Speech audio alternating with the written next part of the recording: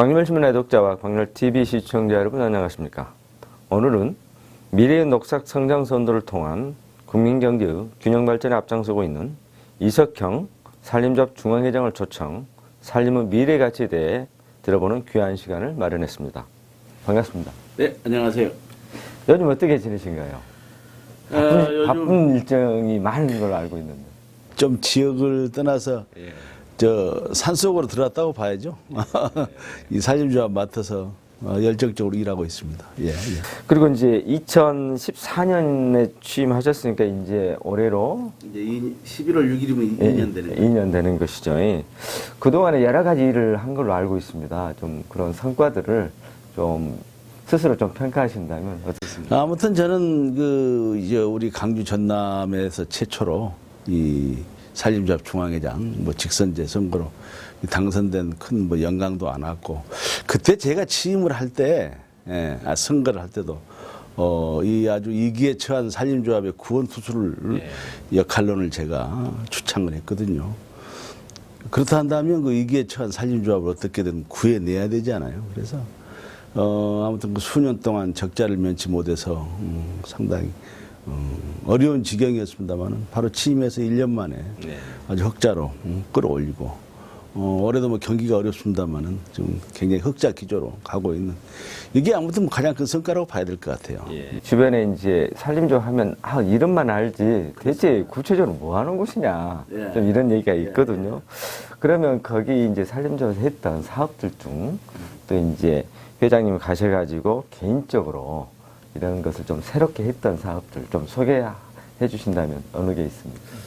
제가 바로 취임했는데 임산물 유통센터를 설계가 돼 있더라고요. 영동 고속도로 주변 여주인데, 거기에 아무 캐릭터도 안 되고 아주 밋밋한 건물. 그걸 제가 이 세계에서 가장 큰 우리 국산 목재의 우수성을 알리기 위해서 이 트로이 목마 25m짜리 세계에서 터키에 있는 게 13m니까요. 그러한 일부터 시작을 해서 이 산림 산업이 임업이 1차 산업이 아니고 얼마든지 6차 산업으로 진화할 수 있고 부가가치를 창출할 수 있다. 그게 아마 시작이었던 것 같아요. 그리고 아마 대한민국도 그 협동조합 가운데에서 유일한 오케스트라도 창단했습니다. 물론 오케스트라 창단하면 많은 예산 얘기하는데 서로 기능 제부예요. 그렇게 해서 그래서 우리 이 산림 가족들도 어떤 행사를 한다면 우리가 시골에서 행사하면 항상 오르는 게 뽕짝이나 그잖아요. 근데 이 오케스트라를 접하니까 아주 느낌이 달라요. 그렇죠. 특히 이 충령산 축제 때도 산소 축제인가요? 거기에서도 숲속에서 그 연주를 하고 이 세계적인 성악가들이 오셔가지고 거기서 공연할 때 많은 감동이었거든요. 그러한 일들, 그리고 가장 중요한 건 이 협동조합이 주인이 없더라고요. 그래서 수처작주의 자세로 혁신하는 이런 조직으로 변신했다는 거, 이러한 것들을 말씀드리고 싶네요. 말씀하신 대로 이제 산림하면 기본적으로 그냥 나무 이것만 생각하실 텐데 부가가치 높은 6차 산업으로 그렇습니다. 이렇게 생각의 전환, 사고의 전환을 이렇게 하셨네요. 최근에 혹시 시작한 사업이나 혹시 행사 있습니까? 제가 이제 2년이 돼야 가기 때문에 그 공자께서도 어떤 직을 주었을 때 최소한 빠르면 1년, 나비축제는 제가 7개월 만에 탄생을 시켰습니다만 늦어도 2년 내 되면 성과물이 나오기 시작해야 돼요. 그래서 굉장히 고민 끝에 이 산림 조합이 과연 우리가 가지고 있는 가장 장점이 뭐냐? 우리는 산림 전문가다. 그 대한민국에 지금 가장 그러면 이 산림에 있어서 그 고민을 해소해야 되는 건 뭐냐? 장내 문화다. 그래서 산림조합이 이 수목장을 대대적으로 펼치겠다. 그리고 전국의 산재에 있는 2,400만 개의 묘지들 있잖아요. 이런 묘지들도 이 정부와 함께 이제 새롭게 정리해 나가겠다. 거기에 플러스해서 우리가 이사회에서 이 상조회를 출범시켰습니다. 예. 그러니까 기존의 어떤 그 상조들은 장례식장에서까지 서비스가 이루어지잖아요. 예. 그리고 어떻게 보면 요즘도 상조들이 굉장히 국민들로부터 불신을 받고 있어요. 그럼 공공기관인 이 산림조합이 하게 된다 한다면 어떤 국민들에게 피해를 줄 수가 없잖아요. 그렇죠. 예. 그래서 그런 완벽한 서비스 장례식장은 물론이고 이어서 이 수목장과 연계시키고 자연장을 연계시키게 된다 한다면 아마 평생에 묘지 관리를 다 해주는 예. 이런 상조는 없지 않겠냐. 그래서 벌써부터 지금 뭐 준비를 하고 있습니다만은 아주 반응들이 뜨거워요. 그래서 이제 앞으로 우리 산림사업이 그동안에 산에서 나무를 가꾸고 산에 도로를 내고 댐을 만들고 뭐 산사태가 났을 때 복구를 하고 이런 일들이 기본이지만은 21세기형의 어떤 트렌드에 맞게끔 서비스 산업으로 이 진출하는 이렇게 수목장과 연계한 이 상조 사업을 지금 시작하게 됐다는 거. 이걸 제가 말씀드리고자 합니다. 예. 그러니까 이제 산림하면 단순한 것에서 지금 서비스 산업까지 그렇습니다. 이렇게 진화를 시켰네요. 거기다가 또 하나 지금 하는 게 우리 전국의 그 조합들이 그 금융 점포가 있잖아요. 산림조합 금융 점포가 아주 임업인들의 어떤 그 산림 사업을 하는데 대출하고 하는 이런 역할을 하는데 다른 어떤 금융기관에 비해서 좀 애소해요. 그래서 자 그럼 여기도 좀 매력적인 상품을 만들자. 거기에 단순한 어떤 예를 들어서 뭐 그 입출을 입금하는 이런 것도 중요하지만 야 거기에 가면 매력적인 상품이 뭘까? 그 숲카페를 지금 조성을 해가고 있어요. 그래서 아마 산림조합의 금융창구 산림조합에 오시게 되면 그 아주 그 뭡니까 피톤치드가 우러나는 이런 분위기 속에서 그 차를 마시고 그 다음에 그 또 뭐 임산물의 브런치 식품도 만끽할 수 있고 더군다나 우리가 저 어디야 인도네시아 그 반둥 1,500m 고지에 지금 커피 이 농장 세계에서 가장 우수한 커피가 거기 자바에서 나오는 반둥 커피인데 그런 농장까지도 지금 직영을 하는 이런 계획들을 지금 추진해 나가고 있습니다. 회장님 말씀 들어보니까 돈 되는 산림 이렇게 된다면 자연적으로 인구도 유입되고 그 관련 산업들이 아주 발전할 것 같아요. 근데 지금 그런 것들이 좀 우리는 좀 낮다고 생각이 되거든요. 우리나라 좀 산림 경영 수준 좀 스스로 어떻게 생각하신가요, 지금? 제가 봤을 때 아직은 걸음마 단계예요. 그러니까 우리가 스위스의 산림 면적이 강원도 산림 면적보다 적어요. 약 한 125만 헥타르로. 강원도가 137만이가 될 거예요. 그러면 나오는 소득이 물론 거기는 알프스산을 끼고 있는 레저 관광이 또 목축업 있습니다만 레저 관광으로 인한 스위스가 38조입니다. 그럼 대한민국 35조. 대한민국 관광 수입이 다 해서 18조예요.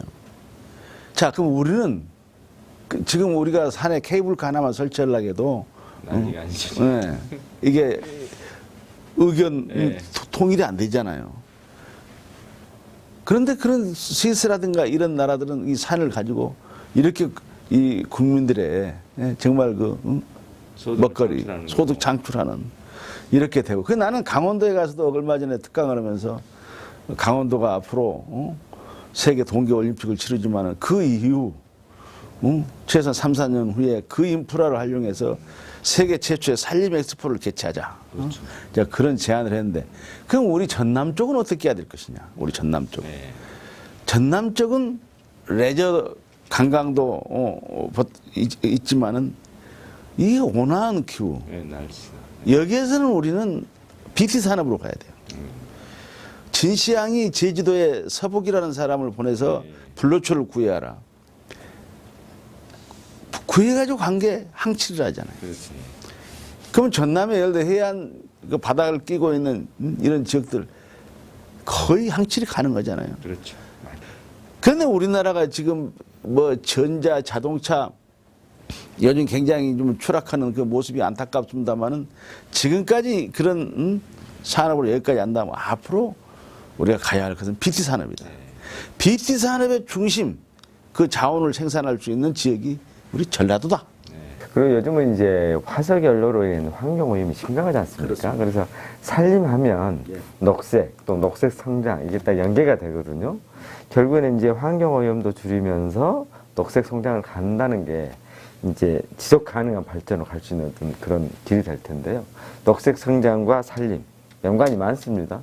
그 녹색 성장 관련해서 또 우리 회장님 생각을 아주 많이 하고 계신 걸로 알고 있는데. 그래서 이 녹색 성장이라고 하는 게 요즘 뭐 태양광, 그다음 뭐 풍력 발전 또 이런 시설들이 많이 들어서곤 하는데 물론 그것도 한 방향이 되겠죠.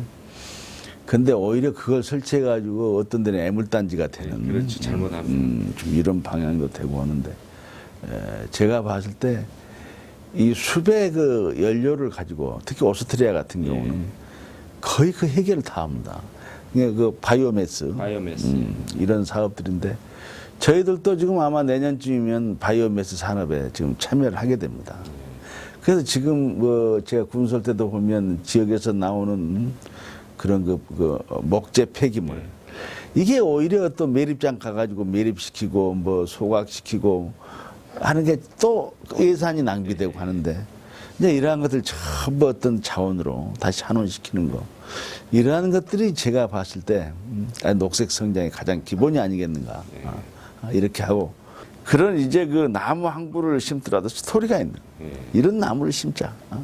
그리고 해안나무 같은 경우도 옛날 가거급제하면 해안나무를 다 심어 그 집안에다가 그러면 우리 지금 뭐 지역에서도 고실 학교 제가 군수할 때는 저 뭐 잔치를 해주고 그 뭡니까 카프레이드를 해주고 이제 그랬습니다만은 나도 그 나무를 그 집집마다 심어주지는 못했어요. 해안나무를. 그 지금 자치단체들이 나서가지고 그 집에 앞에 태어난 그 집 앞에 나무 그 해안나무 한 그루 심어준다. 뭐 이런 일들. 이제 그 회장님이 녹색 성장하면 산림조합이 하고 막 말씀하신 대로 이제 6차 산업까지 가고 그러면 요즘에 또 화두가 일자리 아니겠습니까? 그렇습니다. 그래서 일자리하고도 이렇게 연계가 될 것 같은데요. 제가 봤을 때 지금 예를 들어서 이 나무를 생산해 가지고 단순히 그것이 무슨 지금 우리가 목재로 생산한다 해도 대한민국의 국산 목재 자급률이 16%예요. 그럼 84%는 좀 수입을 하잖아요. 그러면 지금 여기에서 우리나라 생산되는 게 아주 나무가 뭐 곱게 자라지 않고 뭐 목재로서 가치가 떨어진다 어쩐다는데 우리나라 이 잡목류의 아카시아 나무도 말입니다. 제재를 해놓으면 재질이 너무 좋아요. 무늬도 예쁘고 단단하고. 그러니까 예를 들면 이런 나무, 벚나무도 마찬가지예요. 이런 나무들을 가지고 이 목가공이라든가. 그러니까 1차 산업에 머물지 않고 2차, 3차, 다차 산업으로 가면 일자리가 배가가 되는 거예요. 그래서 이케아 같은 경우도 지금 대한민국에 들어와가지고 대한민국이 완전히 뭐 가구 산업을 흔들고 있잖아요. 그 제가 지금 구상하고 있는 가운데 하나가 그 이케아를 뛰어넘을 수 있는. 그럼 이케아는 거기에 뭐 전부 철제 같은 게 많이 들어있는 가구들인데 정말 우리는 원목으로만 만든 이런 가구 단지. 그리고 대한민국의 사람들이 얼마나 이 손재주가 뛰어납니까? 전부 나무 쳐가지고. 그렇죠. 그래서 그런 대규모의 어떤 목공예 단지를 만들어서 관광지도 되고 또 주부들이 됐든 뭐 가족 단위가 됐든 오셔가지고 정말 예쁜 것들 자기 집에 필요한 소품들을 뭐 살 수 있는. 심지어 제가 교도소에 가서 그 목공들도 다 만나봤어요. 교도소에 가서도 보면 목공들이 손재주가 좋아요. 그러한 분들도 앞으로 사회 나오면 일자리가 있어야 되지 않겠냐. 그래서 제가 뭐 전주교도소, 강주교도소 다 둘러봤습니다만 그렇게 일자리 창출은 바로 앞으로는 그런 문화와 또 다차 산업으로 연결하면 얼마든지 창출이 된다. 마지막으로 이제 좀 그 우스운 얘기일 수도 있는데요. 산림 하셨는데 우리 회장님 생각하는 산 어떻습니까? 제가 봤을 때는 이 살림을 사랑하고 그야말로 이 살림을 사랑해야 이 살림이 늘어나는 거 아니겠습니까? 그래서 정말 저는 많은 분들께 이야기하는 게 이 숲과 함께 예, 우리 이 산림을 많이 사랑해주고 잠시 우리가 이게 빌려 쓰고 있는 이 산림을 정말 함께 가꿔내자는 그런 말씀들 많이 드리죠. 예. 이상으로 이석형 산림조합 중앙회장으로부터 산림 경영과 산림의 미래 가치에 대해 들어봤습니다. 광주매일신문 애독자와 광일TV 시청자 여러분의 많은 관심과 사랑을 부탁드립니다.